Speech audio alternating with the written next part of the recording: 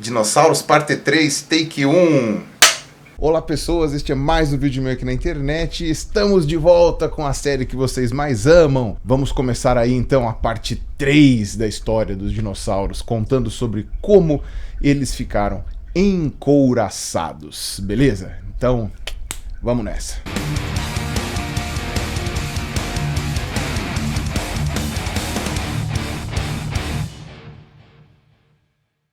Lembrando que esta série possui um patrocínio oficial da Doppel Store, que é a loja de camisetas que está fazendo essas estampas aqui para o canal do Pirula. Aqui, ó, inclusive com as árvores dos dinossauros, que é um troço super da hora. Essa daqui é a árvore geral dos dinossauros, né? Não é a que a gente vai usar principalmente nesse vídeo aqui. Nesse vídeo aqui a gente vai usar principalmente a árvore dos ornitisquios, certo? Essa daqui, ó, é o segundo modelo, a segunda estampa que está à venda. Essas árvores também agora estão disponíveis em formato de pôster, então também é muito legal se vocês quiserem usar como decoração, uma coisa bem da hora. E tá rolando uma promoção muito interessante na Doppel, que usando o link que está aqui embaixo na descrição, vocês entram já numa página promocional em que vocês escolhem 5 camisetas e pagam apenas 3, tá? Então é super simples, vocês colocam as 5 camisetas na gôndola e pelo simples fato de vocês terem entrado na loja pelo link que está aqui embaixo, na hora que vocês forem pagar, vocês vão ver que o preço de 2 camisetas foi subtraído, foi removido e vocês vão pagar só 3. Lembrando que 1% da verba que está sendo arrecadada com a Doppel está sendo enviada para uma associação que está ajudando aos moradores de Brumadinho, aquela região ali que foi atingida pelo estouro da barragem lá da Vale. E você também tem uma segunda promoção que você pode concorrer, que é se você usar o cupom promocional que está aqui embaixo,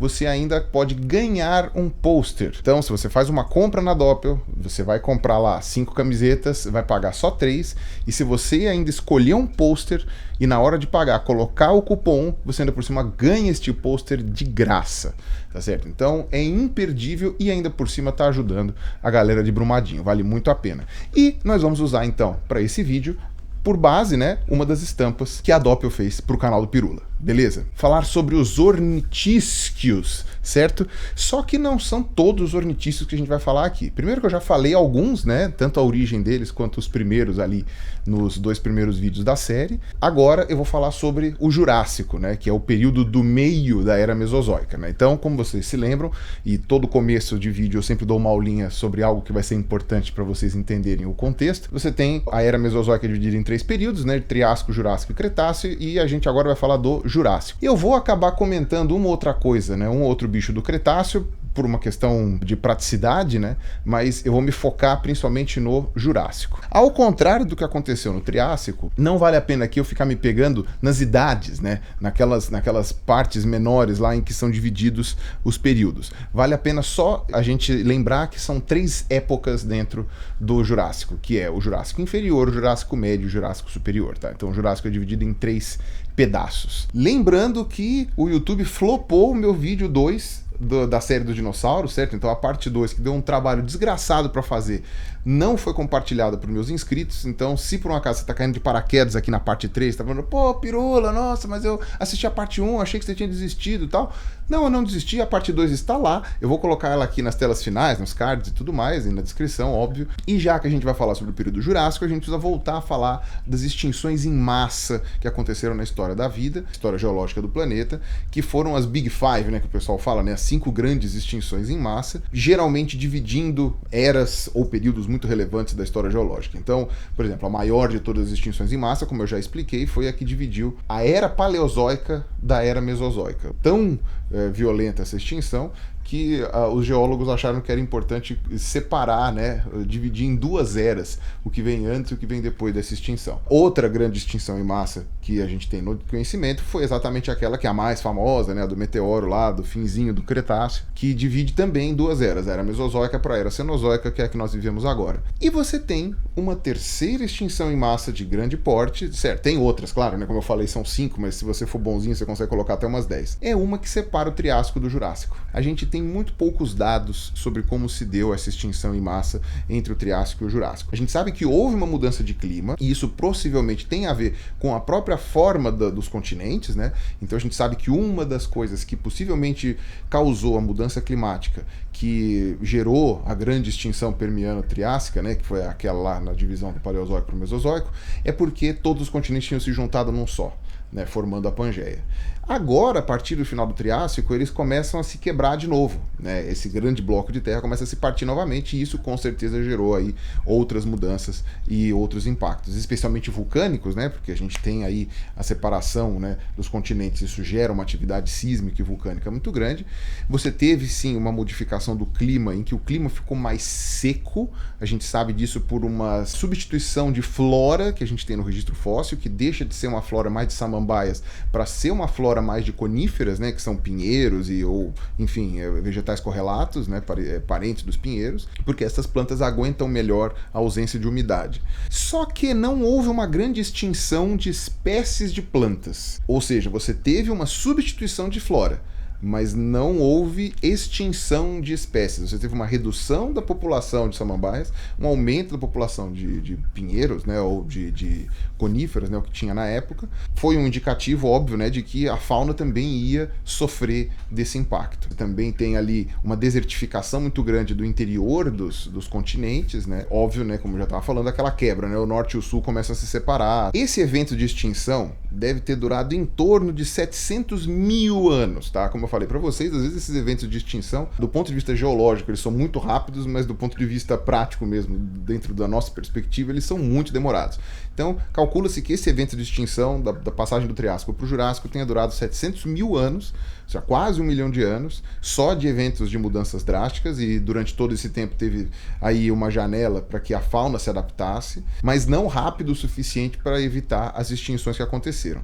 Então, entre esses períodos de estiagem, você teve outros períodos de maior umidade, mas que em compensação houve um aumento da temperatura, gerando, né, como a gente sabe, uma anóxia dos oceanos, ou seja, aí você tem uma morte da fauna marinha, não só a baixa de oxigênio dos oceanos, a acidificação dos oceanos, como também mudança do nível dos oceanos, né? Então, no fim das contas, ao final desses 700 mil anos aí de transição, você teve a extinção de praticamente 50% da fauna de vertebrados. Essa foi uma extinção que atingiu principalmente os vertebrados.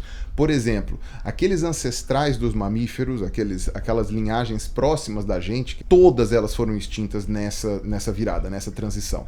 Tá? Sobraram só os mamíferos, essencialmente, que eram pequenos musaraños, como eu já expliquei num certo vídeo aí, meio clássico aqui da história do meu canal. Então, todas essas outras linhagens, terapsídeos, né, ou dicinodontes, todos esses bichos aí que habitavam o planeta, eles foram extintos nesse evento, tá, de transição.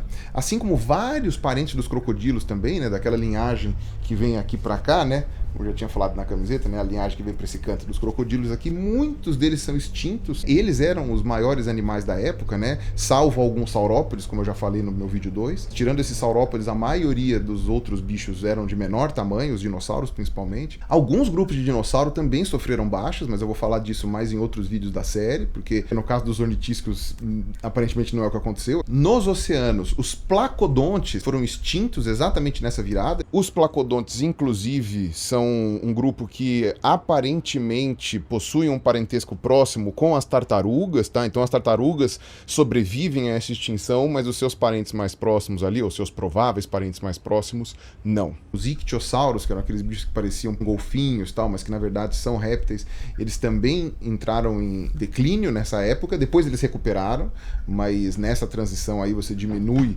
toda uma linhagem de ictiossauros para depois ter um avanço de outras linhagens no Jurássico e no Cretáceo. E nesse interstício, né, entre a água e a terra, aqueles anfíbios gigantes, descendentes dos primeiros peixes que saíram das águas, etc, tal, e que já tinham dado origem a toda essa diversidade, quase foram extintos também. E alguns sobrevivem também, mas a maioria desses anfíbios gigantes quase morrem no período. Então é importante falar, caracterizar que houve uma extinção que separa o Triássico do Jurássico, e essa extinção não foi singela, ela não foi branda, tá? Foi uma extinção bastante considerável e que durou bastante tempo, dada as mudanças que o planeta estava sofrendo, e não podemos descartar a hipótese de ter caído algum asteroide ou um meteorito. Nós temos várias crateras na Terra que alguns cientistas alegam serem desse período entre o fim do Triássico e o começo do Jurássico, sendo 2 na América do Norte, um seria em Quebec, a cratera Manicouagan, que é um reservatório hoje, a outra de muito menor tamanho, que é a cratera Red Wing, na Dakota do Norte.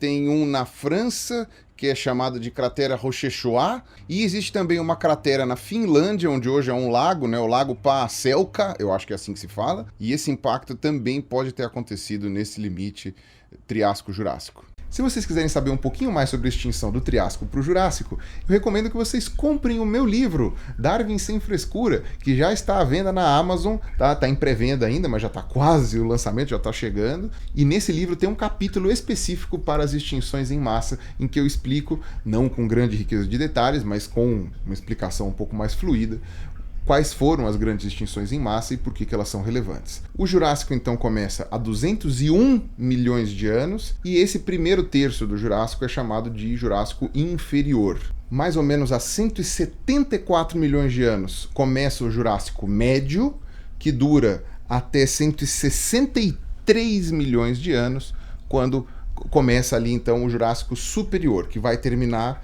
aos 145 milhões de anos, quando começa o Cretáceo, ali aí tem a barreira do Jurássico para o Cretáceo. O Jurássico Médio é o mais curto de todos, o Jurássico Inferior é o mais longo e o Jurássico Superior é o intermediário aí em duração. Bom, e se vocês viram a parte 2, né, dessa série, vocês vão ver que o que a gente tinha de ornitísquio naquela época não era muita coisa. A gente não tem muitos fósseis dessa época, não se sabe se é porque os bichos não eram muito comuns, se é porque a gente não teve a sorte de achar esses fósseis ainda, não procuramos nos lugares certos, sei lá. Mas a gente tinha um grupo já bem consolidado no finzinho do Triássico, começo do Jurássico, que eram os Heterodontosauros, que eu já expliquei, eu não vou explicar de novo aqui, que eram aqueles bichos que tinham os dentões bem grandes, assim, certo? Como se fossem caninos. E como eu já tinha explicado naquele outro vídeo, a maioria deles viveu no Jurássico mesmo. E desde o Triássico eles com certeza já eram um grupo muito relevante, eu preferi explicar eles no segundo vídeo e não aqui. E aí, quando a gente está falando de evolução, nas árvores filogenéticas que a gente monta, geralmente o que aparece é que os heterodontosauros vão para um canto, eles são uma das primeiras linhagens,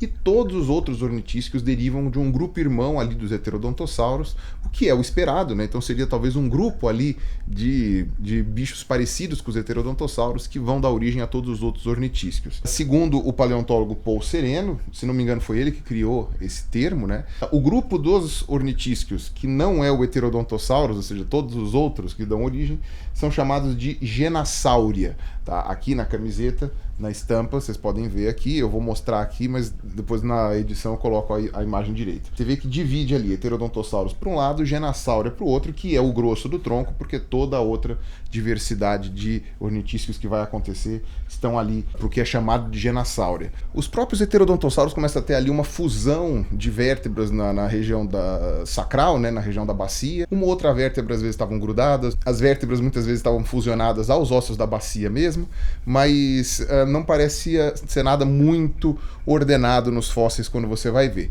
Eu vou ver se eu acho fotos para mostrar para vocês. E você vê que também começa uma tendência de roubar, entre aspas, né, vértebras do tronco e da cauda para fazer parte da bacia. Que nem aconteceu com os saurópodes também. Se vocês se lembram do vídeo 2, eu falei que os saurópodes também tinham isso. Os pescoçudos lá, eles também tinham essa coisa de ficar roubando vértebra, tanto do rabo quanto do tronco, para fazer parte da bacia. Então, só lembra desse detalhe porque depois, mais pro final do vídeo, isso vai se tornar muito importante, porque isso vai atingir níveis inesperados. O que são os Genassauria e quais são as características principais que a gente encontra em algumas filogenias para os Genassauria, tá? Que são as coisas mais características aí, que a gente consegue meio que chegar num consenso aí. Os Heterodontosauros tinham o predentário, né, aquele osso que fica na frente do dentário, óbvio, né, que forma o bico, né, inferior aqui. Em Heterodontosauros ele tem esse formato pontudo. No caso dos outros bichos, dos Genassauria, ele começa a ter um formato mais arredondado. Até que, sei lá no Cretáceo, nos bicos de pato, vai chegar no nível máximo dele ficar realmente largão. Mas por enquanto, né, aqui nessa fase, ele só não tá mais pontudo, ele tá ficando mais arredondadinho. E vocês vão ver que isso vai acontecer com todos os outros grupos também, dentro de Genassauria. Uma coisa interessante também é que esse predentário, ele não tem um processo ventral nos Heterodontosauros, e nos Genassauria ele já começa a ter um encaixe aqui embaixo. Você tem o processo coronoide, que é o processo aqui da mandíbula também, que ele sobe e ele encosta aqui no crânio. Esse processo, ele tá começando a ficar muito grande. Você vai ver que também, em alguns bichos depois ele vai ficar gigantesco, mas nesses daqui ele ainda tá ficando do tamanho moderado. O pré-maxilar tá começando a ficar sem dentes, não totalmente sem dentes, mas tá começando a ficar sem dentes. O pré-maxilar é essa parte de cima aqui, né, que ia formar o biquinho de cima para fazer o encaixe, né? Então, pelo menos a ponta do pré-maxilar começa a perder os dentes, a parte de trás ainda tem. E no que diz respeito ao pós-crânio, né, ou seja, tudo que vem depois do crânio, você vê que tem uma característica que tem tudo a ver com o fato deles terem virado herbívoros, né, ou de estarem rumando aí para uma quase completa herbivoria, que é o fato dos dedos, né, a unha já não ser tão articulada quanto ela era nos carnívoros. Nos outros grupos você tinha unhas muito articuladas, você vê que até os saurópodes tinham isso também, né, no começo, e ela começa a ficar menos curva, ela vai começar a adquirir outras funções, aí vocês vão ver com o passar da evolução do grupo. Uma característica muito louca. Lembra que eu falei que o pubis dos ornitisquios vai para trás, certo? Que é a diferença dele para o saurísquio. O saurísquio vai para frente, o ornitisquio vai para trás. Só que você tem um processo chamado de processo pré-púbico, que é um processo que vai para frente lá do pubis. Então o pubis ele muda de ser um troço comprido e redondo que faz uma bota na ponta para fazer uma mudança de posição, e aqui na frente faz um processo acessório na frente.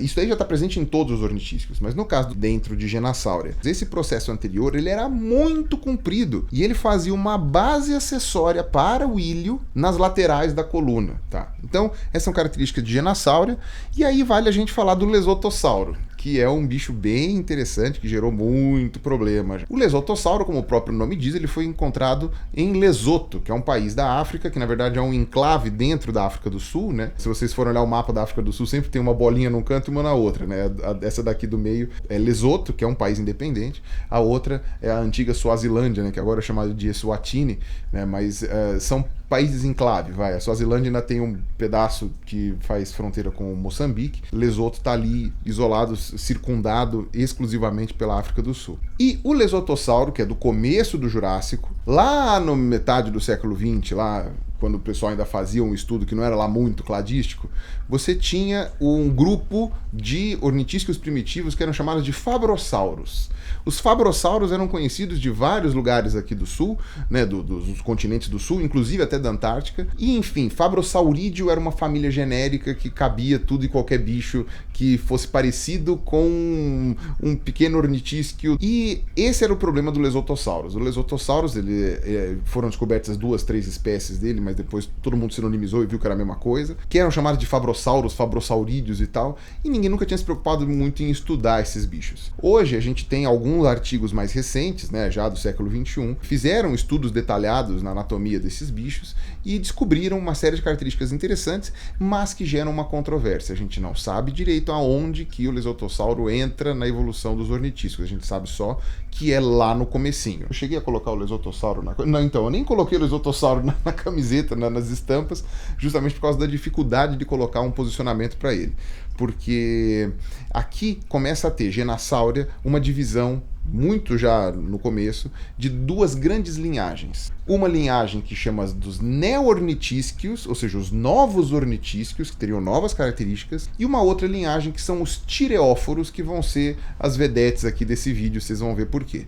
Tá, então eu já vou explicar dos tireóforos lá. E o Lesotossauro, tem artigo que diz que o Lesotossauro não é nenhum nem outro, tem artigo que diz que o Lesotossauro está no meio dos dois, tem artigo que diz que o Lesotossauro é anterior a tudo isso, tem artigo que diz que o Lesotossauro é um tireóforo basal. Quando ele aparece como tireóforo, a grande característica que gera essa aproximação é uma crista no surangular. O surangular é o osso de cima da parte de trás da mandíbula, né? Ele tem uma crista lateral aqui bem pronunciada, e isso é uma característica que vocês vão ver nos tireóforos, que eu já vou explicar quais são. Pronto, essa é praticamente a característica mais importante que coloca os Lesotossauros como tireóforos. E você chega e fala, bom, não é isso muito pouco? Não é uma coisa que pode surgir por convergência? Será que é suficiente para a gente dizer que o bicho é um tireóforo? E aí o Butler, Upchurch e o Norman fizeram um artigo em 2007 em que eles falaram que justamente porque esse bicho é muito basal, ele cai cada hora num lugar. Então é aquilo que eu estou cansado de falar para vocês, tanto na minha série PCR Evo, quanto nos outros vídeos dessa série aqui dos dinossauros. Exatamente porque a evolução é verdade, que quanto mais para trás a gente vai indo na história da vida, mais difícil fica da gente distinguir aqueles bichos que eram muito parecidos uns com os outros, porque era logo no comecinho da divisão das linhagens lá. Então é natural que a gente encontre bichos no começo das linhagens que a gente não saiba direito para que lado vai, para que lado foi. Eu expliquei isso daí naquele meu vídeo sobre o elo perdido também. O Lesotossauros, ele é esse problema justamente porque ele é basal, artificial e porque a evolução é verdadeira, tá? Se a evolução não fosse verdadeira, não tinha motivo de ser assim. Olha que interessante, por exemplo, como o pré-pubis do Lesothosaurus é curtinho, indicando que possivelmente ele não faz parte dos neornitiscas, ou então que ele é mais basal aos neornitiscas e mais próximo dos heterodontossauros, e talvez ele seja então um Genasauria basal, que vai dar origem aos neornitiscos e aos tireóforos. Tem um outro bicho aqui da Patagônia sul-americana que também cai no mesmo problema do Lesothosaurus, que como esse bicho foi descrito há menos tempo, então a gente tem uma discussão menor sobre ele, mas que foi chamado de Isaberisaura, né? Eu não sei aqui como que pronuncia, porque o nome é em homenagem a Isabel Berry, não sei se a gente deveria falar Isaberisaura ou Isaberrisaura mesmo, enfim. Teve um outro professor de latim, se não me engano, que me corrigiu aqui embaixo no outro vídeo, então, por favor, você me corrija novamente aqui como pronuncio Isaberrisaura, né? Porque eu tenho que latinizar esse nome também. Esse bicho tem 170 milhões de anos, então esse bicho já é do Jurássico Médio, mas está ali bem perto da bordinha do Jurássico Inferior para o Jurássico Médio. Mas como vocês já viram, né, quando eu expliquei sobre o Chilesauro lá no meu outro vídeo, não necessariamente o fato do bicho ser mais novo quer dizer que ele não tenha vindo de uma linhagem mais antiga que esteja justamente ali para explicar esse miolo. E também esse bicho, essa Isaberisaura, as pessoas não sabem dizer de que lado que ela está. E eu digo ela porque Isaberisaura é porque é uma mulher, como é homenagem a Isabel, que é uma mulher, então aí colocaram Saura.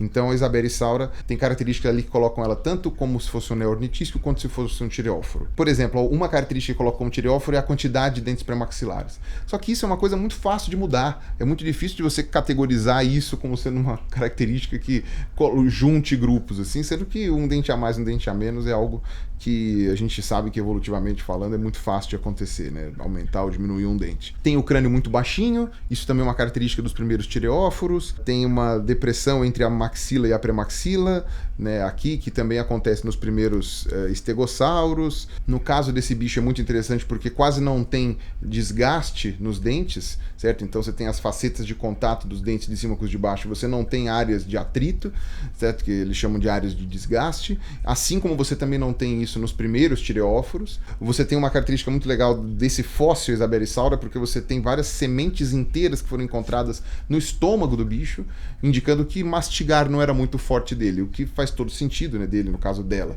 o que faz todo sentido, porque os dentes não tinham ainda uma capacidade de mastigação tão boa assim quanto os seus descendentes, né, no caso, seus primos, teriam no futuro, né? Então não se sabe se esse bicho era assim um neornitísco, se era um tireóforo, e o motivo é exatamente o mesmo, é um bicho basal, então é normal que a gente não saiba qual é a linhagem que ele pertence, porque é isso que a gente esperaria que acontecesse se no passado todas as linhagens fossem ficando cada vez mais próximas do ponto de vista genealógico. Então eu vou falar primeiro dos neornitísquios, porque eles vão ser muito importantes para vocês entenderem os padrões que vão dar origem aos ornitísquios do Cretáceo, que eu vou falar em outro vídeo. Ó, você tem aqui as duas divisões, né, tileóforos e neornitísquios, e aqui os neornitísquios logo no começo eu coloco aqui uns bichos pequenininhos, de 1,5 m, no máximo 2 metros, alguns até menos do que 1,5 m, sem nenhuma orientação aqui, só ramos saindo para a lateral aqui, até que você chega lá em cima em Parksossaurídeo. Eu vou comentar sobre isso aqui. Os primeiros neornitísquios, eles são os bichos nada especializados, que tem essa cara genérica, que era um bicho com o bico sem dente, os dentes no fundo da boca para mastigar, perninha para cima, corria, sabe?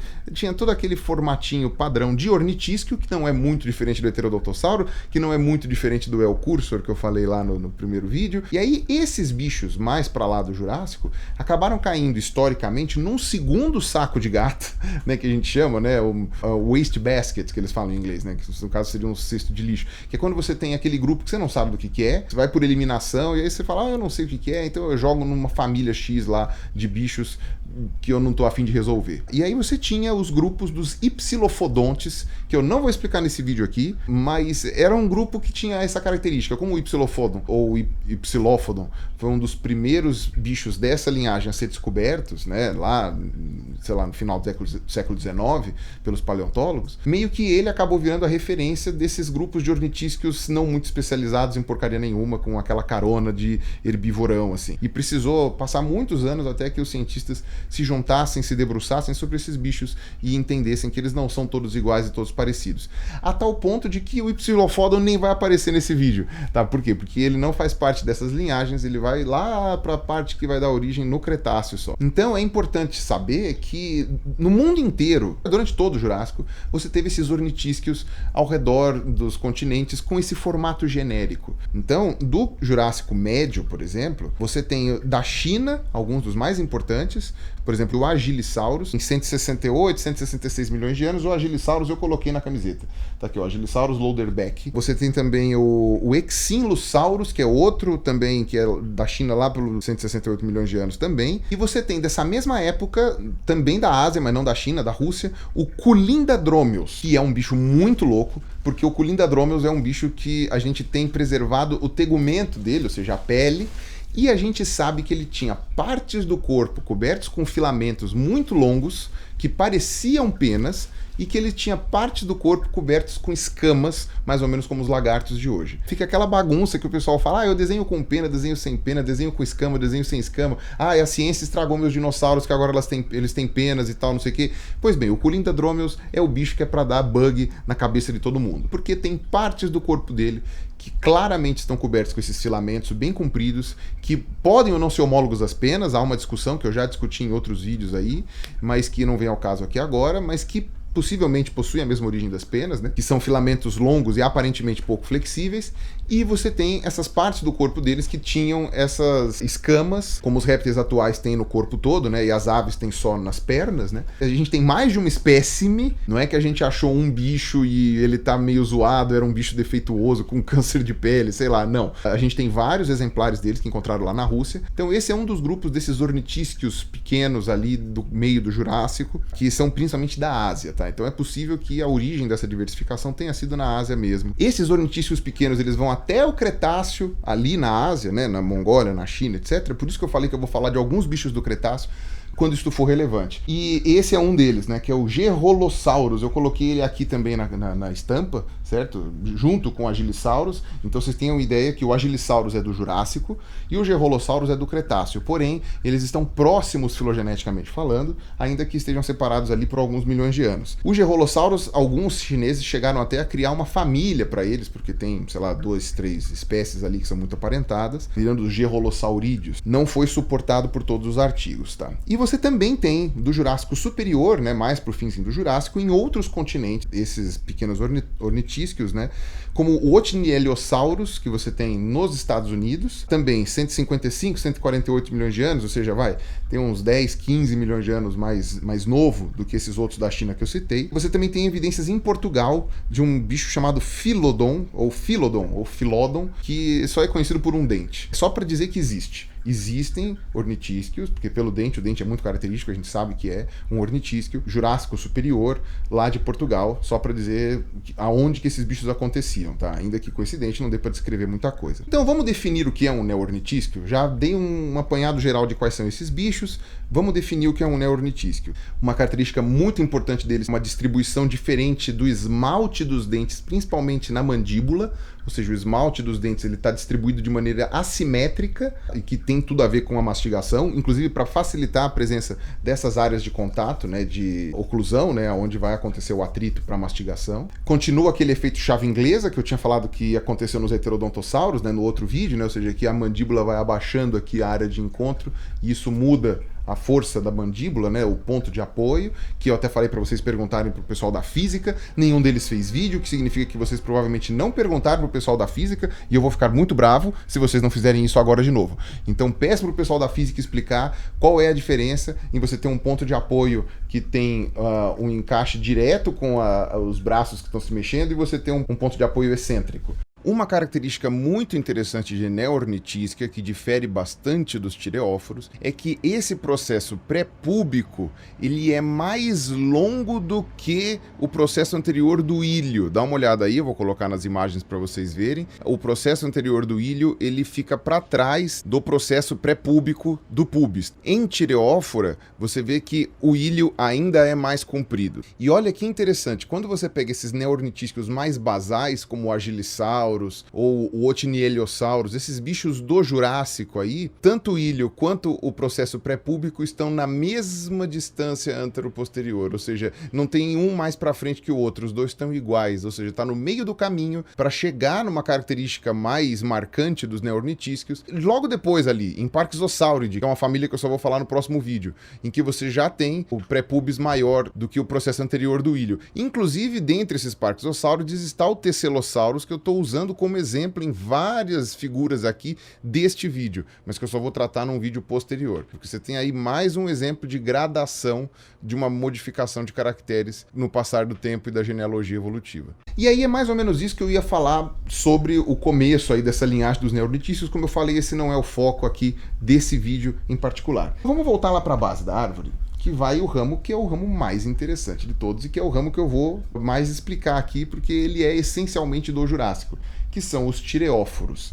Tá. Você tem então aqui Neornitisca de um lado e Tireóforo do outro. Se você for dividir a palavra, né, Tirios quer dizer... Ô, Pirula! Vocês estão ouvindo o que eu estou ouvindo? Deixa eu explicar de novo. Vai. Então, você tem Tirios, que quer dizer escudo. Ô, Pirula! Quem faz etimologia sou eu, que gosto de fazer área de filosofia. Claro que a tua área também permite, mas você fica aí contando umas histórias sobre um grupo de dinossauros que, segundo alguns, né, do Jurássico para cá, a origem etimológica é muito curiosa, porque a palavra em si significa aqueles que carregam escudos. Tíreo significa no grego antigo escudo, por isso tireoide, porque tem forma, né, de escudo, né, e é tireofora. Né? E o tireofora ou tireofora, como diriam alguns, a noção de fora ou fora no grego antigo é aquilo que carrega. Por exemplo, semáforo, aquele que carrega um tipo de sinal. Né? Euforia, eu significa bom no grego antigo, euforia é aquele que transporta coisa boa. Por isso, tireofora, aquele que carrega, ou tireofora, como diriam alguns, aquele que carrega um escudo. Isso é etimologia. Um pouquinho leve, mas é. Sempre um prazer inenarrável ter este mestre aqui no meu canal. Agradeço demais a disponibilidade do Mário Sérgio Cortella. E você tem agora a obrigação de ir lá e se inscrever no canal do Cortella aqui no YouTube, para ter mais destas pílulas de sabedoria. Então vocês já tiveram aí a melhor explicação possível para a palavra tireófora, que é esse grupo de dinossauros encouraçados. São os dinossauros que vão utilizar da proteção da pele para se defender dos agressores e etc. Mais ou menos como os tatus fazem hoje, os pangolins fazem hoje e crocodilos fazem hoje. Essa é uma característica que em Arcossauro é muito espalhada. Aquele couro grosso dos crocodilos, ele não é meramente pele, né? Ele tem osso dentro daqueles quadradinhos das costas dos crocodilos, tem osso no ventre também, tá? Ou seja, aquilo lá é uma proteção mesmo, além de uma reserva de cálcio. Não é uma novidade que esse grupo de dinossauros inventou. Na verdade, se você for indo mais para trás, peixe tem isso, né? Os primeiros peixes, lá os tracodermos, os placodermos, tinham esses revestimentos de esqueleto dérmico, né? O esqueleto na pele, as escamas dos peixes mesmo, né? Inclusive os tubarões, né? Os peixes cartilaginosos, os peixes ósseos, essas escamas todas são, digamos assim, uma proteção dérmica, né? Como a gente pode dizer, seria um esqueleto dérmico aí que esteja protegendo eles do lado de fora. Então não é uma novidade do ponto de vista dos vertebrados, de evolutivo, etc., mas é uma novidade no ramo dos dinossauros, porque nenhum dinossauro ainda tinha desenvolvido essa proteção, o uso desses osteodermos para proteção, pelo menos não que a gente soubesse. Então, esses escudos, os tírios aí, que estão presentes nos tireóforos, eram formatos principalmente ovais, e eles tinham uma crista no meio, como acontece com os crocodilos também, e essa crista depois é que vai acabar se desenvolvendo ou sumindo, dependendo de qual for a linhagem. Em algumas vai virar uma bolinha, em outras vai virar um espinho gigantesco, em alguns vai virar uma bolinha e um espinho, enfim, são várias aí as adaptações que vocês vão ver aí nessas linhagens. Os tireóforos mais antigos que a gente tem notícia são todos da divisa do Triássico para o Jurássico, é logo no comecinho ali, então é possível até que a linhagem tenha surgido ainda no Triássico, mas a gente não tem fósseis para provar isso. Pelas datas que a gente tem dos mais antigos, a gente calcula que a origem seja mais para trás. Então você tem o Celidosaurus da Inglaterra, que foi descrito em 1859, foi um dos primeiros fósseis descritos pela ciência moderna, digamos assim, que também é lá de 196 milhões de anos atrás. O Scutelosaurus, que seria também, né, a tradução isso, né, um lagarto de escudos, que é um bicho dos Estados Unidos, do Arizona, descrito em 1981, e você tem o Emalsaurus, que é um bicho um pouquinho mais recente, de 182 milhões de anos mais ou menos, que foi descrito na Alemanha em 1990. Então esse é o trio, certo, dos tireóforos basais, os mais antigos que a gente conhece, que agora está praticamente virando um quarteto. Tá, a gente tem aí um bicho que é muito interessante, que tem algumas características muito loucas, que é da Venezuela. Olha que interessante. Saiu lá do hemisfério norte e veio para o hemisfério sul, Venezuela. E eu prometo para vocês que se alguém vier com piadazinha política por causa da Venezuela, eu vou bloquear do meu canal. Neste vídeo aqui, não é para acontecer isso, tá certo? Esse bicho chama La Quinta Saura, tá? Porque ele foi encontrado, acho que numa localidade que chama La Quinta, que é de 199 milhões de anos atrás, ou seja, lá quase na divisa com o Triássico. E o Baron e colaboradores, que foram os pesquisadores que em 2016 chegaram no resultado em que o La Quinta Saura podia ser um tireóforo, encontraram evidências muito fracas disso. São muito poucos dados que a gente tem para sustentar que seja um tireóforo, do mesmo jeito que acontece com o Lesotossauro. E uma das características que junta eles é justamente a quantidade de dentes no pré-maxilar. Como eu falei, isso daí é uma coisa que pode mudar muito facilmente. E tem um outro bicho que tem características que são difíceis de você determinar, porque é só uma mandíbula, que chama Tachysaurus. O bicho é chinês, ele foi descoberto há bastante tempo atrás, e só agora que o pessoal está voltando a estudar ele, o pessoal achava que era um estegossauro mesmo, e agora estão vendo que ele pode ser mais basal. Ele também é de 199 milhões de anos, mesma idade da La Quinta Saura lá da Venezuela. Temos aí talvez um quinto elemento, os tireóforos basais aí. Então vamos falar dos tireóforos, quais são as grandes inovações. Além desse monte de placas nas costas, né, como é a característica, esses escudos nas costas, formando várias linhas longitudinais, assim, principalmente duas fileiras parassagitais, ou seja, você tem a linha sagital, que é a linha do meio, né, que corta você de ponta a ponta, e você tem as parassagitais, que são aquelas fileiras que correm na lateral, assim. E várias outras que vão até a lateral do corpo, né, a lateral da barriga e tal. Então, não lembro agora quantas fileiras, se são 8, se são 10 fileiras. Além dessa característica, que é a mais evidente de todas, você também tem a redução, a abertura anterior aqui das órbitas, né, a fenestra antorbital. A fenestra antorbital também reduz bastante de tamanho. E você também tem o formato dos dentes, que é um formato de espadas de baralho. Tá? Então o naipe de baralho, o dente acaba ficando com esse formato, né?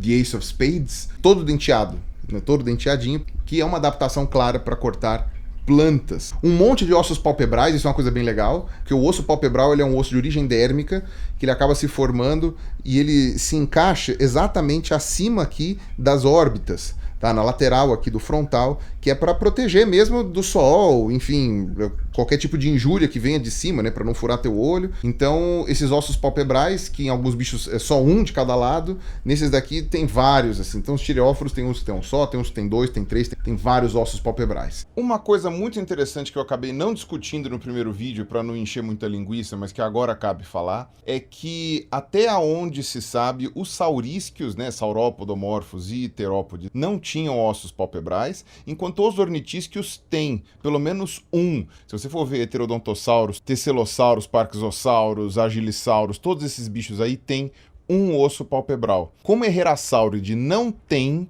não se sabe agora se foi uma neoformação, ou seja, se voltou a ter o palpebral entre os ornitísquios, ou se a condição ancestral era ter o palpebral e os outros grupos é que perderam. Porque, afinal de contas, os crocodilos e vários outros grupos de arcossauromorfos possuem ossos palpebrais, inclusive de formato muito parecido com o dos heterodontosauros e desses ornitísquios basais. Agora, tireóforo tem mais de um, e é isso que é o mais interessante. Na verdade, tem vários. O tronco deles é muito comprido, ou seja, a distância entre os membros anteriores e posteriores aumenta nos tireóforos, E você ainda por cima tem aquelas fusões todas na bacia das vértebras, com os ossos da bacia e tal, aumentado. Não é que aumentam os ossos, aumenta a fusão. A pelve é mais larga, esses bichos são mais bundudos. Então você tem aí algumas características bem legais sobre os tireóforos. E vocês podem ver aqui na camiseta que logo no começo eu coloco o Scutellosaurus, que é aquele bicho do Arizona, que eu falei para vocês, e o Celidosaurus, um pouco depois, que é aquele bicho da Inglaterra. Definindo o tireóforo, e você tendo aí esses tireóforos basais, você acaba tendo, né, dentro, aqui eu não coloquei, porque ficaria muito confuso na imagem, né, mas quando você tira Scutellosaurus, Celidosaurus, não sei o que, você vai lidar só com os ramos principais dos tireóforos, você tem aqui Stegosáurea, que dispensa apresentações. Quem nunca viu um estegossauro na vida não merece a vida, tá? Você tem que conhecer um estegossauro. Se você não conhece, você tem o azar e a tristeza infinita do seu mundo de não saber o que é um estegossauro, você vai saber aqui agora nesse vídeo. E os anquilossauros. O clado que é nomeado para definir o ancestral que une estegossauros e anquilossauros é chamado de Eurípoda, que são o ancestral comum mais recente entre estegossauros e anquilossauros. Vocês podem achar que tem muito nominho, mas vocês têm que lembrar que isso daqui é uma aula completa. Tá? Então eu estou colocando os nomes aqui, se vocês acharem que não é relevante, não precisa guardar. Mas se alguém chegar aqui e quiser saber detalhe, tem detalhe. Então vamos falar de Stegosáurea. Stegosáurea é um grupo muito legal. Eu coloquei aqui 3 estegossauros na estampa. Nessa dos dinogerais eu coloquei só 2. Coloquei um só. Não, nos dinogerais eu coloquei só os Stegossauros mesmo, não coloquei mais nenhum. Porque aí tireóforo eu coloco só um de cada, né, no dinogerais. Nos ornitísquios mesmo, na camiseta dos ornitísquios, aí eu coloco 3, na verdade, 3 estegossauros, que são as 3 principais linhagens e divisões desse grupo aqui, que eu vou falar para vocês aqui quais são. O que caracteriza Stegossaura, quais são as inovações dos estegossauros? Só as 2 fileiras de placas ósseas nas costas, tá? Todos aqueles osteodermas, aquelas placas nas costas, ao invés de ter várias fileiras em volta, vocês têm só 2, aquelas 2 parasagitais que eu falei, que são as 2 que estão na lateral da coluna. E você também tem 2 que chamam de paraescapulares, ou seja, que ficam nos ombros. Tá? Você tem uma outra que é interessante, que é o Thagomizer.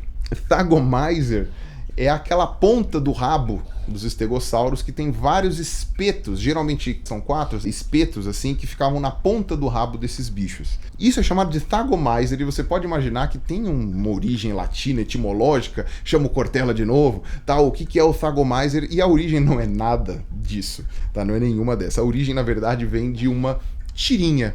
Exatamente, uma tirinha que eu vou colocar aqui do lado, que era uma piada, que era um grupo de homens das cavernas explicando sobre a anatomia, sei lá do que, e aí aparece o rabo de um estegossauro e lá tá ele falando assim, isso aqui a gente chama de Thagomizer, em homenagem ao falecido Thag Simons.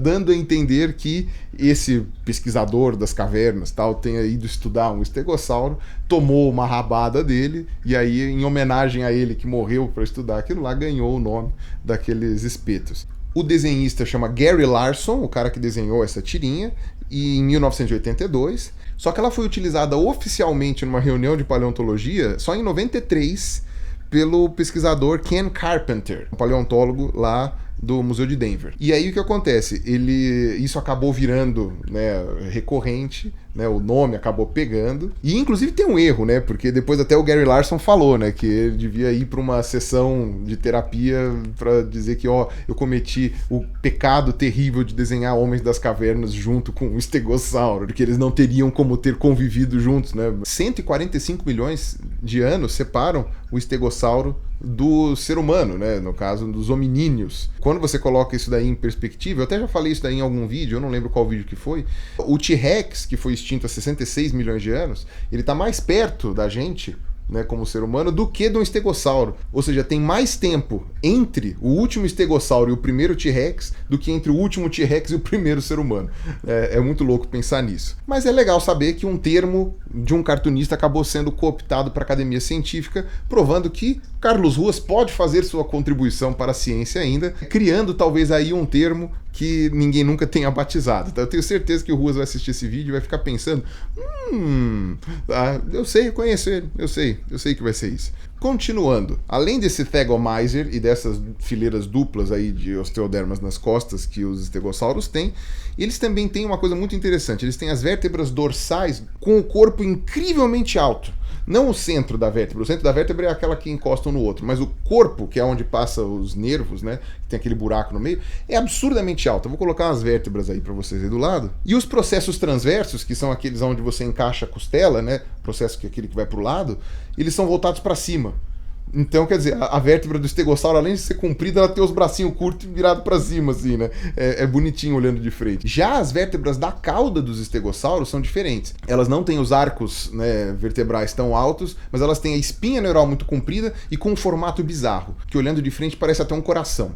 Tá? Então, ele é mais largo do que comprido. Então, de lado é fininho, de frente é um coração, um formato largo, assim. Você tem a perda dos tendões ossificados nos estegossauros. Lembra que eu falei que todos os ornitísquios têm tendões ossificados na coluna? Os estegossauros perdem essas ossificações. Você tem uma cabeça muito pequena em relação ao corpo. Tanto é que quando eles foram descritos no começo, lá no século XIX, alguns cientistas chegaram a propor que ele tivesse um segundo cérebro, porque ele seria tão burro, né, com um cerebrinho tão pequenininho na ponta da cabeça para controlar um corpanzil daquele tamanho, que não seria possível que ele conseguisse caminhar com um sistema nervoso central tão pequeno em massa. Aliado ao fato de que tinha umas regiões mais ocas ali na parte da bacia, que hoje a gente sabe que passam outros nervos, outras coisas, não tem nada a ver com o cérebro ali, né? São outros gânglios que tem ali naquela região.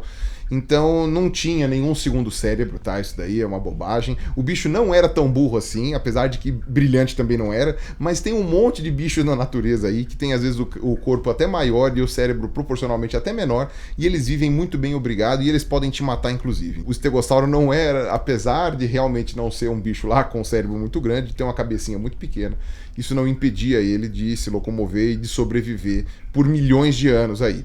É um bicho que viveu na Terra durante muito mais tempo do que nós sequer sonhamos viver ainda. Tá? E dificilmente o faremos. Membros anteriores, uma característica muito interessante dos estegossauros, eles tinham uma grande área de ancoragem para o tríceps. Isso é uma coisa muito interessante. O tríceps, vocês sabem, é esse músculo daqui de trás, né, que liga com o cotovelo, que acaba segurando essa posição aqui, né, para você ter força para esticar o braço.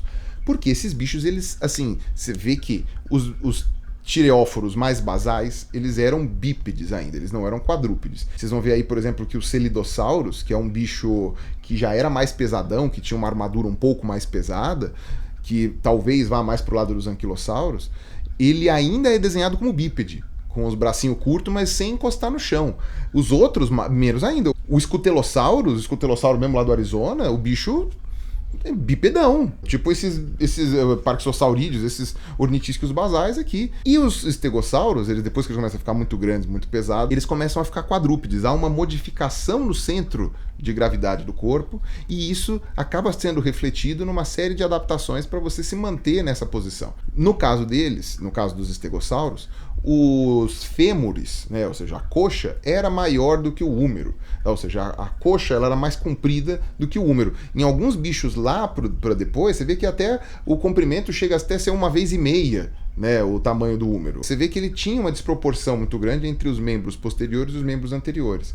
Isso significava que ele precisava reforçar esses membros anteriores, já que ele não reforçou com comprimento, com outra forma. E reforçar o tríceps é algo muito importante. Por isso que a área de ancoragem para o tríceps, que é uma crista descendente comprida, assim, bem robusta, que ancora o tríceps, ela é tão importante para os estegossauros. As mãos deles são curtinhas. Vocês vão ver que legal. Eu vou colocar aqui uma foto que eu tirei numa reconstrução de um estegossauro, acho que foi lá no American Museum, lá em Nova York. Você vê que uma mão dele é curtinha, ele tem os dedinhos muito curtinhos, com muito pouca falange. As unhas têm um formatinho de casco e eles perdem um monte de ossos carpais, né, esses ossos do carpo aqui, né, do punho, eles perdem, né, alguns são fusionados, outros são perdidos mesmo, os carpais distais, por exemplo, que são aqueles mais próximos dos dedos, eles são perdidos, provavelmente eles ficassem só cartilaginosos, não chegassem a ossificar. O pé perde o primeiro dedo, literalmente perde, aí no caso o primeiro dedo não é nem vestigial, ele desaparece. Então, vocês vão entender porque que eu coloquei 3 espécies aqui de estegossauros na camiseta. Os bichos mais antigos que a gente tem dentre os estegossauros são os bichos da China,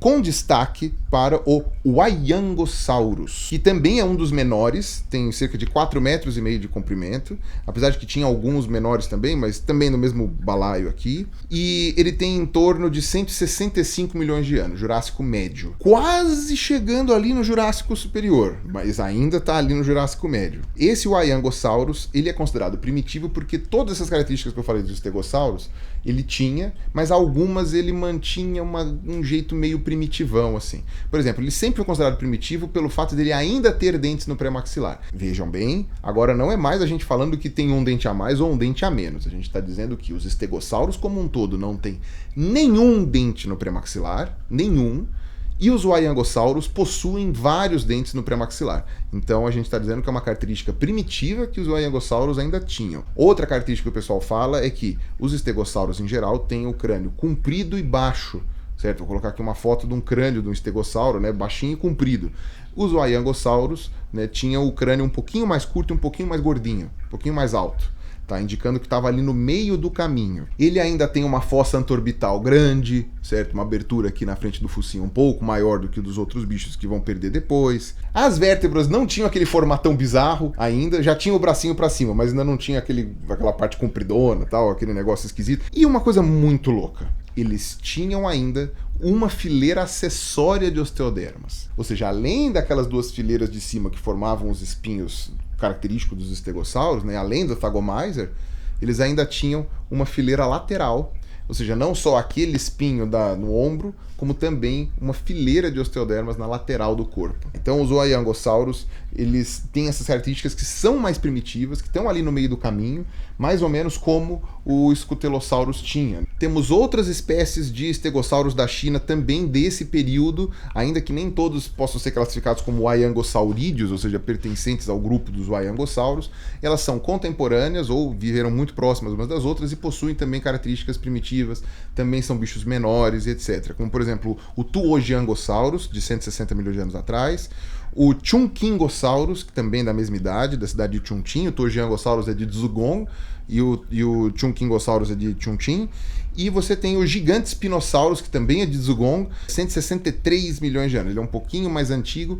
O gigante Spinosaurus é muito legal. Eu vou colocar uma foto que eu tirei aí no Museu de Zhugong, né, no Zhugong Dinosaur Museum, que é um espinho gigantesco que ele tinha na escápula. Então não era só um espeto aqui na lateral, era um espinho assim enorme que ele tinha na lateral, totalmente desproporcional. Mais ou menos desta idade, todos os bichos são da China, tá certo? Mas você tem o Loricatosaurus da Inglaterra, que também é mais ou menos da mesma idade, ainda que não seja tão primitivo. Ou seja, a origem dos stegossauros com certeza é anterior, devem ter surgido na China e deu tempo deles irem para a Inglaterra. Então, é por isso que o primeiro estegossauro que eu coloco aqui na estampa é o Wyangosaurus, né?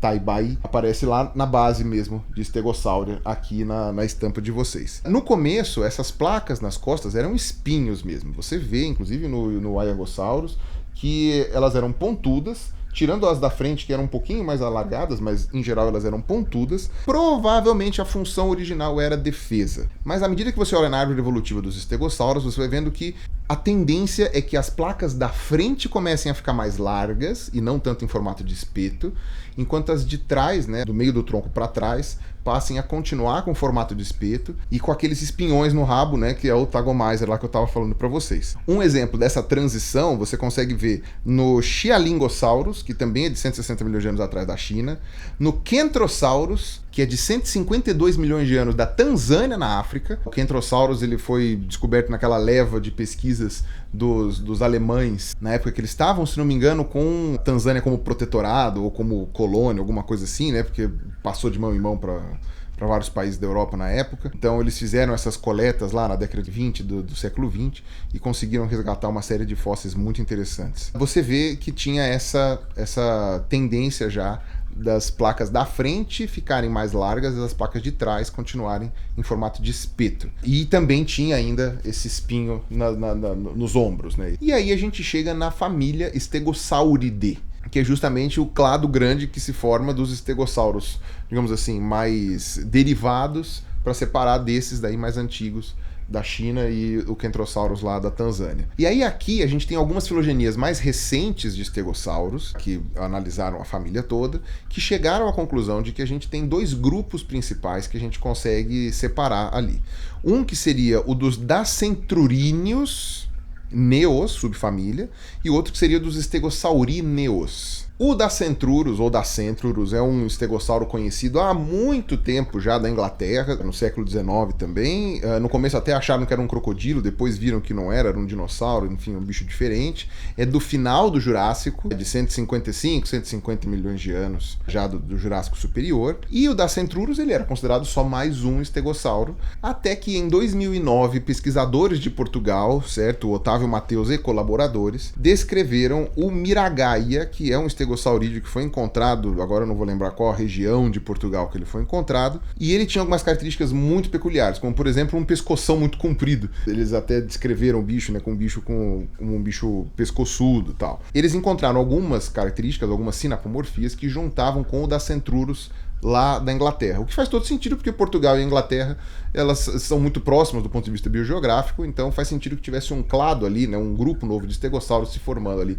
no final do Jurássico. De bichos não muito grandes, tá? O Dacentrurus não era muito grande, o Miragaia não era muito grande, passavam muito de 5 metros de comprimento, e olhe lá, levando em conta que os bichos não eram muito altos. Então o bicho talvez tivesse 1,80 m, 1,90 m de altura com as placas, e 5 metros e pouco de comprimento. E aí, quais são as características que eles encontraram? Que no pescoço, as costelas eram fusionadas às vértebras do pescoço, isso é uma das características que juntou esses dois bichos. O centro vertebral das vértebras dorsais é mais largo do que comprido, ou seja, se você olhar de lado, ele é muito estreitinho, de frente ele é bastante largo. A ulna, que é esse osso do antebraço aqui, o mais grosso, com uma protuberância presente aqui na parte do cotovelo, né, que tem tudo a ver também com a protuberância do húmero, né, para a parte do tríceps. E aquela parte do pubis que vai para frente, que eu já tinha falado para vocês, né, aquela parte do pubis que ajuda na lateral ali da lombar, é voltado para cima. A ponta é voltada para cima, dá uma levantadinha na ponta.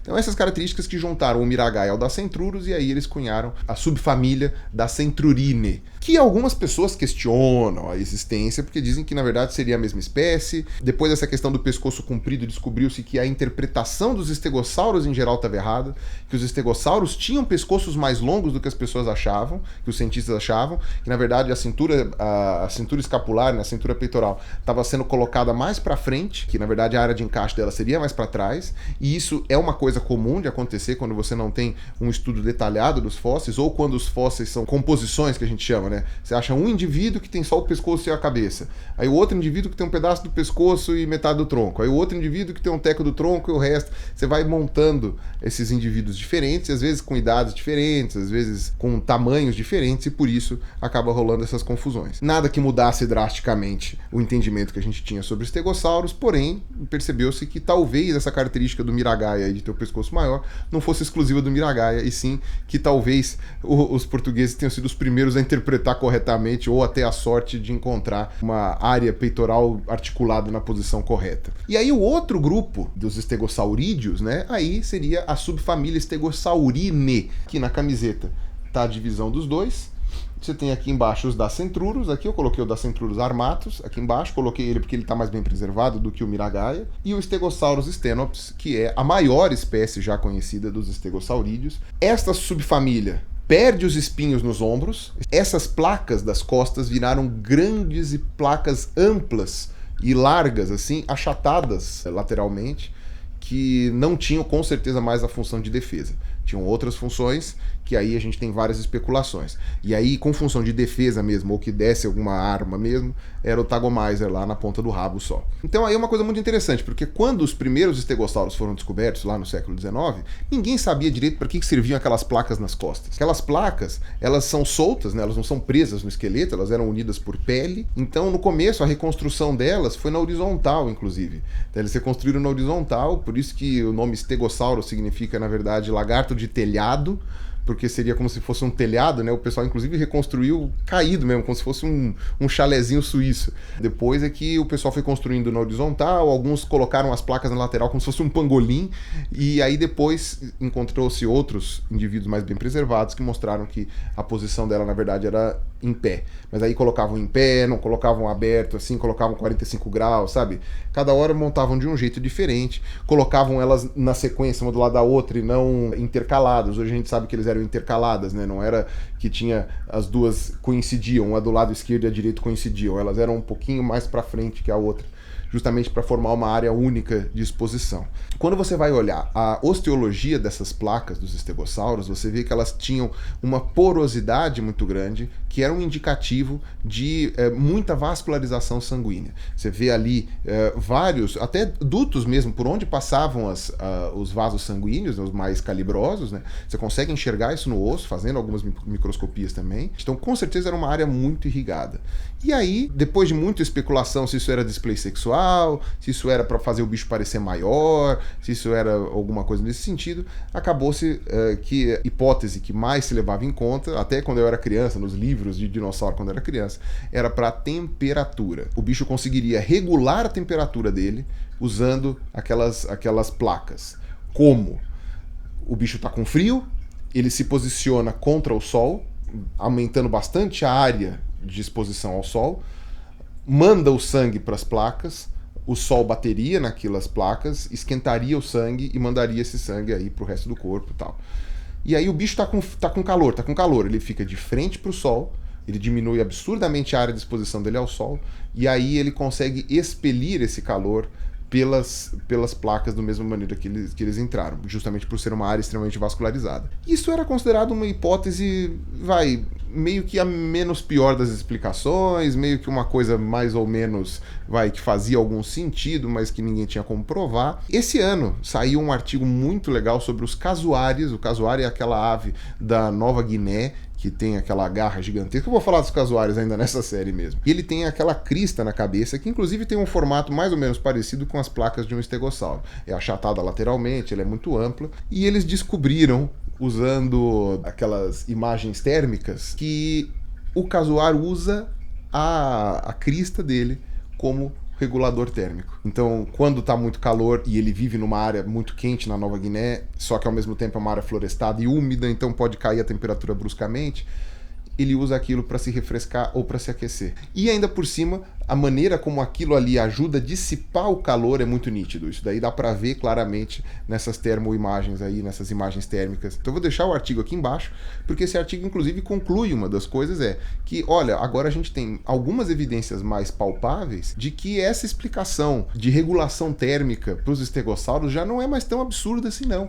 Na verdade, nunca foi absurda, né? Esses animais, não por um acaso, também são dinossauros. Talvez isso ajude a explicar aí como que isso daí funcionou, e também com aqueles outros bichos com vela que vão aparecer mais pro futuro aí, e que eu vou falar em outros vídeos também. Várias outras coisas também, além do tamanho do pescoço, foram montadas erradas dos estegossauros, se você for comparar da época que eu era criança, por exemplo, para hoje, né? Uma delas era a cabeça dele muito grudada no chão, a cabeça dele não era tão encostadona no chão assim, ela era um pouco mais levantada. O próprio rabo dele também não arrastava no chão, o rabo dele era reto. No Jurassic Park 2 eles já fizeram uma reconstrução mais legal desse bicho, ainda que eles tenham feito esse bicho grande demais, eu acho que no Jurassic Park 2, no Lost World. E uma das características mais loucas dos estegossauros, eles tinham uma proteção no pescoço, no gogó aqui. Se você for olhar, você tem até algumas reconstruções em museus que já colocam isso, que são umas placas de micro-ossinhos que formavam como se fosse uma cota de malha, digamos assim, de osso aqui, que era uma área, que ainda é, né, em todos os vertebrados, uma área muito sensível, uma área que se você tiver um corte, o bicho morre na hora. E o estegossauro, ele tinha proteção na cauda. A cabeça dele ficava muito desprotegida, ele não tinha muito como se defender, não tinha dentes grandes, tinha aqueles dentinhos minúsculos em formato de espada de baralho, não tinha garras nas mãos, não tinha chifre, não tinha nada para proteger a parte da cabeça, só tinha o rabo. Então, aquilo ali dava pelo menos uma proteção para ele contra os inimigos, que é uma coisa bem interessante e algo que é muito pouco falado com relação a dinossauros quando a gente vai ver eles na grande mídia, essas coisas assim, de que tinha uma proteção no pescoço, no gogó dos estegossauros. É uma coisa muito legal. Enfim, e os últimos estegossauros então, né, são dos estegossauríneos, né? Como eu falei, você tem o Stegosaurus stenops, que é esse maiorzão, você tem o Esperosaurus, que também foi considerado um estegossauro uma época, e descobriram que era um outro gênero, e todos dos oeste dos Estados Unidos, todos, Wyoming, Montana, Colorado, aquela parte lá do Velho Oeste. 155, 150 milhões de anos. Você tem alguns estegossauros que chegam até o Cretáceo, você tem o Parantodon, né, o Paranthodon, ou Parantodon, que é da África do Sul, de 132 milhões de anos atrás, que tudo indica que seja mais aparentado daqueles bichos da China mais basais lá do começo. Então ele deve ter chegado na África numa época em que ainda tinha esse contato, mais para a parte de trás do Jurássico lá, mais para o começo do Jurássico. E é louco que ele tenha sobrevivido tantos milhões de anos, né, e a gente tenha tão poucos fósseis de estegosaurídeos no hemisfério sul. E o outro é o Werrhosaurus, devido à cidade de Werrho, na China, não sei como é que pronuncia, e não vou correr atrás agora, que é de 132 a 129 milhões de anos, é o último estegossauro conhecido, e ele tem aquelas placas bem largas, que nem a dos estegossauros, ele é um estegossaurineo, ele está mais próximo dos estegossauros mesmo, do gênero estegossauros, e uma coisa interessante é que eles tinham espinhas neurais da base da cauda excepcionalmente altas. Não bastava um formato de coração, como também ainda por cima tinha que ser absurdamente comprido. Você não tem evidências de estegossauros antes e nem depois, indicando que foi um grupo extraordinariamente fantástico e que viveu um período relativamente muito curto da história dos dinossauros, se você for comparar. Tá, os dinossauros, a era mesmo dos dinossauros, da Mesozoica, dura aí 145 milhões de anos, ou 155 milhões de anos, dependendo de quando você disser que é a origem dos dinossauros. E os estegossauros vivem aí, sei lá, 30 milhões de anos no meio dessa fatia lá, que a gente pode dizer que viveram mesmo. Porque eles já começam ali nos 165 e terminam nos 145, 20 milhões, e tem os que vão até 135 no Cretáceo, 30 milhões. E ainda assim os últimos 10 milhões morrendo, agonizando. Então é muito triste se você for pensar que é um dos grupos mais extraordinários que já surgiram na história dos vertebrados.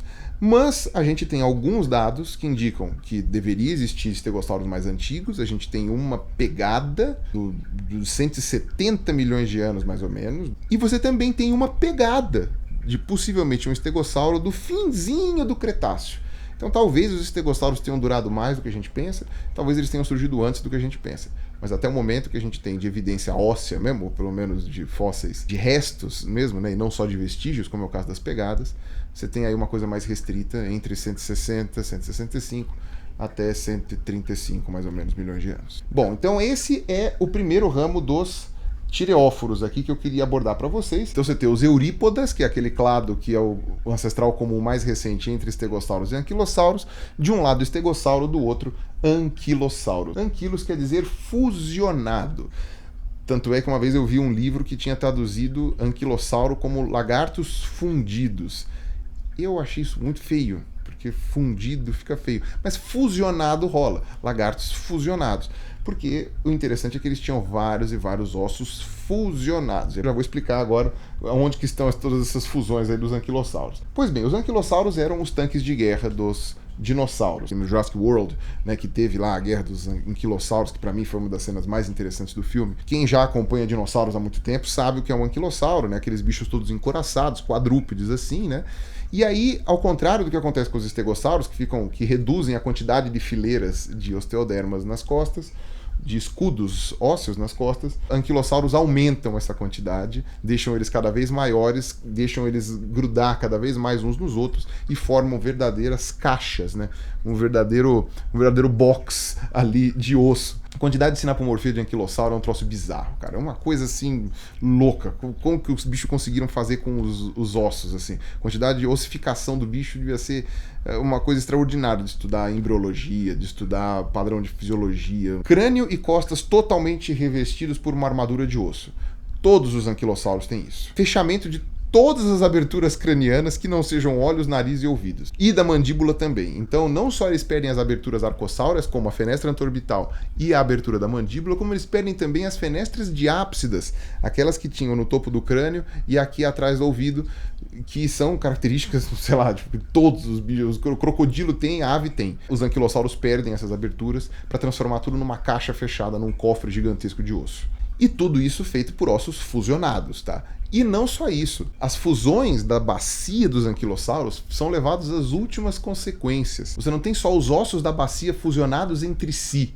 Você tem os ossos fusionados, as vértebras todas fusionadas, inclusive o trecho do tronco e o trecho do começo da cauda. Tudo aquilo lá forma um bloco só. Ou seja, vira um réptil fusionado literalmente.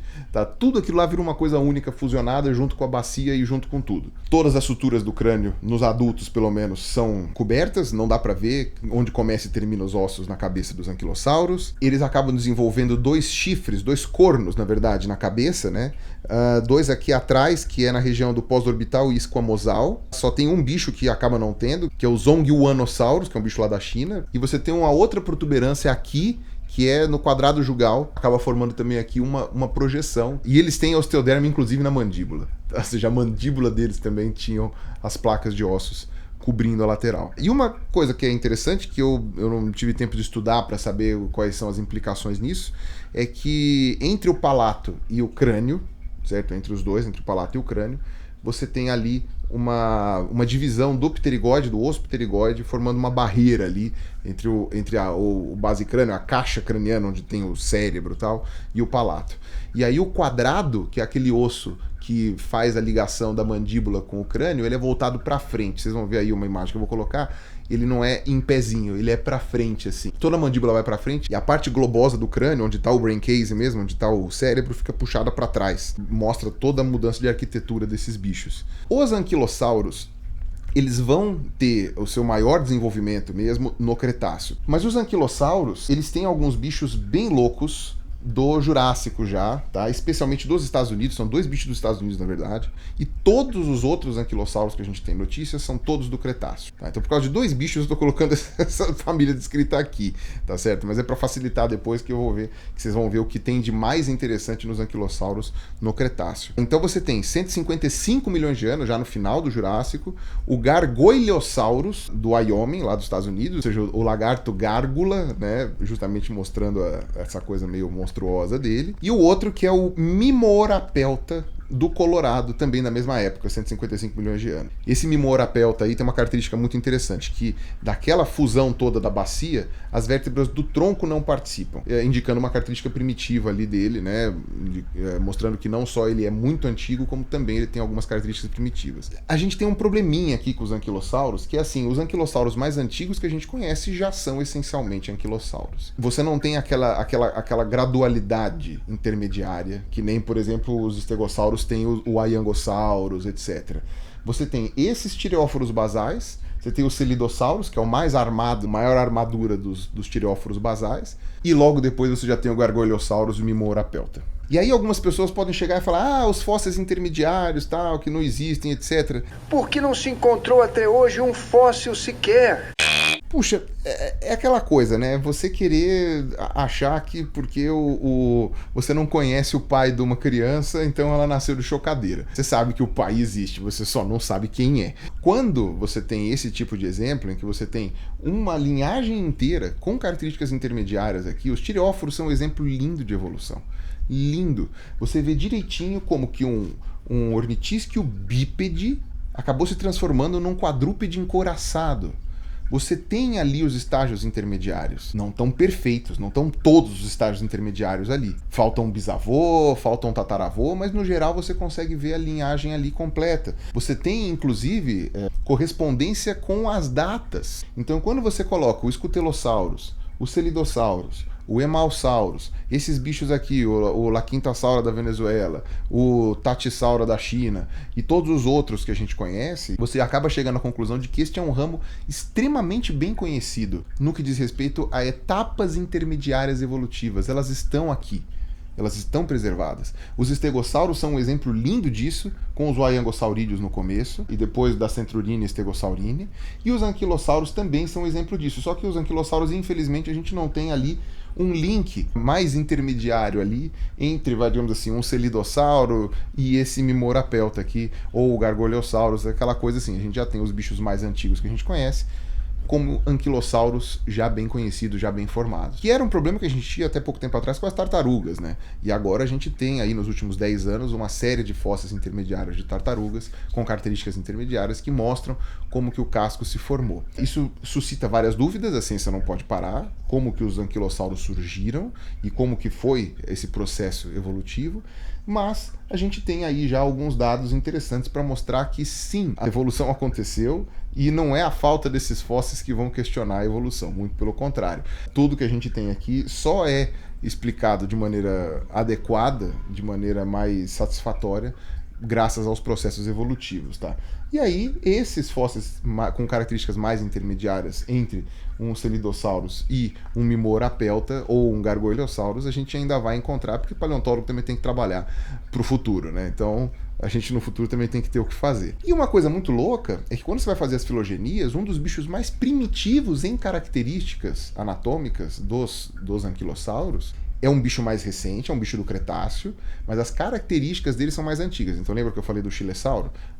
O bicho, a linhagem dele é mais antiga, mas o bicho que você achou ele é mais recente, mas ele tá lá. É o Antarctopelta, é um bicho que foi encontrado na Antártida. E isso de um ramo da família dos anquilossauros, que é essa família aqui que vai dar origem aos nodossaurídeos, que eu tô citando aqui só para vocês saberem que existem, mas eu vou explanar melhor em outros vídeos, tá? E do outro ramo, né, os nodossaurídeos aqui na estampa seria o que vai pro Gastonia e pro Edmontonia. E os anquilosaurídeos, que seria no caso aqui o Ankylosaurus magniventris, o mais antigo dessa linhagem é um bicho da Austrália, que é o Minimi, né? Então quer dizer, será que a origem dos anquilossauros foi no hemisfério sul e é por isso que a gente ainda não achou os intermediários nesse pedaço aí, porque a gente está procurando no lugar errado, está procurando todo mundo nos Estados Unidos, na Europa, na China, e nesse caso a saída talvez seja na África, na América do Sul?